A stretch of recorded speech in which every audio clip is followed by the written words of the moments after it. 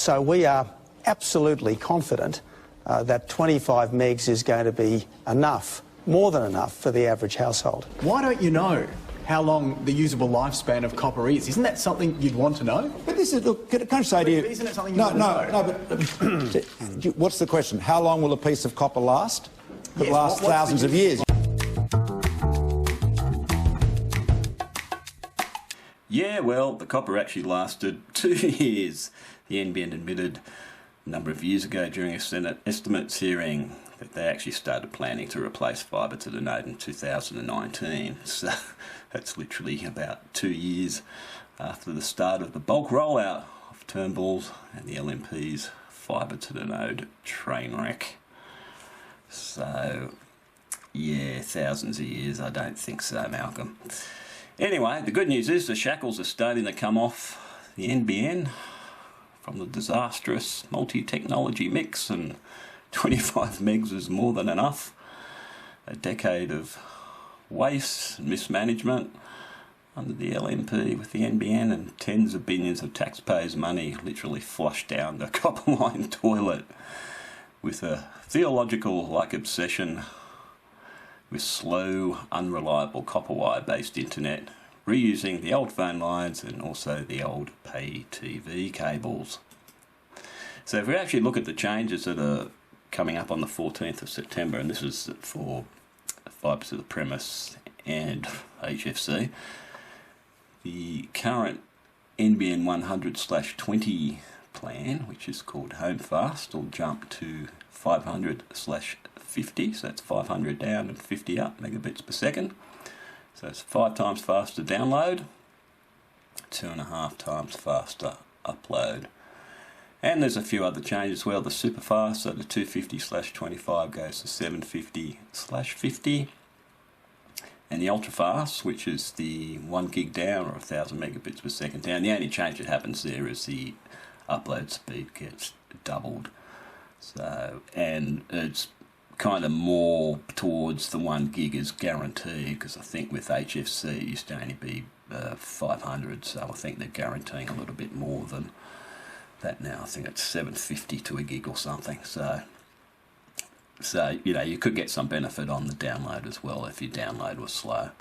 So looking at the ACCC market indicators report for June this year, that could be up to 2.1 million currently active premises to receive an immediate benefit, and that should be at no extra cost. Both, well, certainly at a wholesale level there's no extra cost, the NBN has said that, and at the retail level, from what I've seen, most of the RSPs are saying they're not going to charge you any extra for it. And there's good reasons for that. Is I think really it comes down to the fact that there's more fibre to the premise, and the cost for the RSPs with fibre to is a lot less. It's not just the NBN that benefits, it's the RSPs that benefit as well, because there's less problems basically. So there's less support costs, and there's also a whole bunch of other things like less training costs once you start. You know, when you have a multi-technology mix with multiple technologies, it's like it raises a whole bunch of support issues, including training costs and spare parts costs and a whole bunch of other things as well. So, and the NBN's actually said that in Senate estimates, it takes costs out of the industry, the extra fibre to the premise. So that's probably a reason, may not necessarily be the main reason, but it's certainly a factor in the RSPs being able to keep these costs down or at the same level, but you know, implement higher speeds. The other thing too is that the NBN's also releasing a new, it's essentially a residential plan. It's a 2 gig down and 200 up on fibre to the prem, and of course good old HFC, the pile of junk that is, can only do 100 up. And there's also a new small business plan, and that's on FTTP only, of course. It's 2,000 down, 500 up.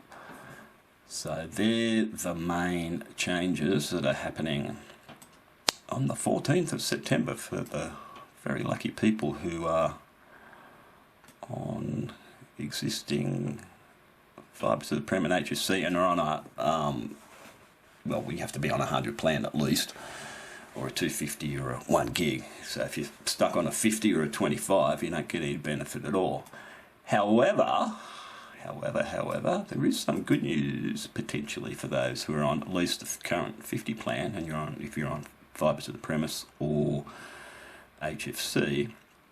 Apparently CanStar Blue has done some analysis. This was reported in the Independent Australia by Paul Buddy. I think that's how you pronounce it, Buddy, or Buddha, I'm not quite sure. Saying basically the NBN 50 and 100 plans had converged to an approximately $92 retail cost. Not exactly sure that's 100% in my opinion. I think there's still some slight difference, but if you actually look at the NBN wholesale cost for the 50 and 100, there's very little difference. It's only about $3. I think it's $3.31 difference. So what that actually means, if you're on FTTP or HFC, and you're on a NBN 50 plan, you really should ring up your service provider and say, well, you know, give me a 100 plan for the same price, or move to a cheaper service provider, and then you can get NBN, at least NBN 500/50, potentially for the same cost as you're getting your 50.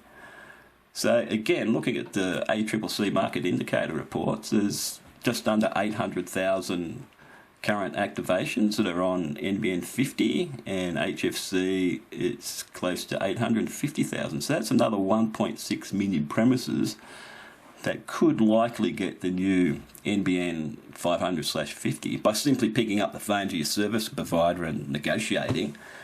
Or, failing that, you move to a cheaper service provider.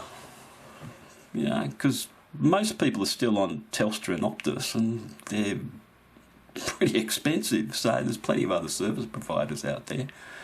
So again, that's potentially up to 1.6 million current active premises on NBN 50 that, at least in my opinion, should be picking up the phone and trying to get a better deal. And talking about the ACCC, they put out another one of their famous reports that suggests that fibre to the node trails all other NBN connection types for download speeds. What a surprise that is. So if we actually have a look at this, it says households with a fibre to the node NBN connection are more likely to experience underperforming download speeds than any other fixed line connection type. The ACCC's latest Measuring Broadband Australia report has found. Oh geez, what a surprise that is.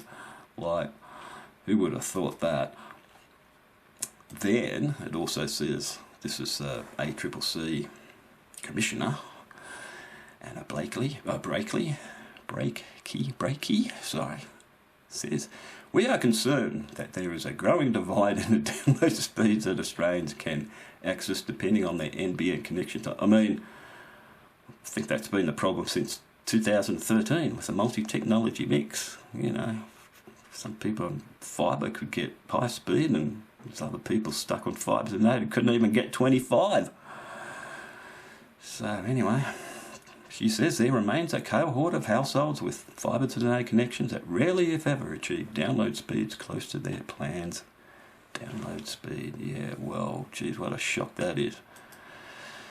Anyway, and what does the ACCC say about HFC? It says, separately, the report found that HFC connections were the most prone to outages and were the most common connection type to record more than one outage per day on average. So, yeah, good old HFC, good old NBN HFC, isn't it great? No wonder the NBN says in its 2024 corporate plan it has a goal to get rid of it, and hopefully that's going to be sometime, well, I suspect it'll probably be mid next decade or something when they'll probably get stuck getting into it. I mean, they really need to concentrate on getting rid of fibre to the node and fibre to the curb, which should pretty much happen in the early 2030s. That should all be gone. The NBN's not going to muck around. In fact, it's just already putting out reports and stuff that it actually wants to accelerate the demise of fibre to the node and fibre to the curb, and that's got to be their focus, unfortunately, for the time being. But anyway, back to fibre to the node. The ACCC Commissioner says, we encourage consumers experiencing slow internet speeds or frequent outages on fibre to the node and fibre to the curb to contact their broadband provider to see if they are eligible for an NBN connection upgrade or what other options may be available. Yeah, well, I think the only real, if you want to stay on the NBN, the only other option really is go to fibre to the prem. So if you've got access to fibre to the prem, and even if you're on a NBN 50 plan, hey, I tell you what, you know, you can either probably get it at NBN 500/50 for the same price or damn close to it. So I would certainly encourage anyone to ring up the service provider and see just what they can get. Okay, next slide. This is the Ookla, which measures broadband speeds globally. So this is the one for Australia, and you can basically see up until January 2024, it was stuck in the sort of low to mid 50s. And that's because the NBN was operating on the former coalition government's SAU, Special Access Undertaking, which basically made high-speed broadband plans ridiculously expensive.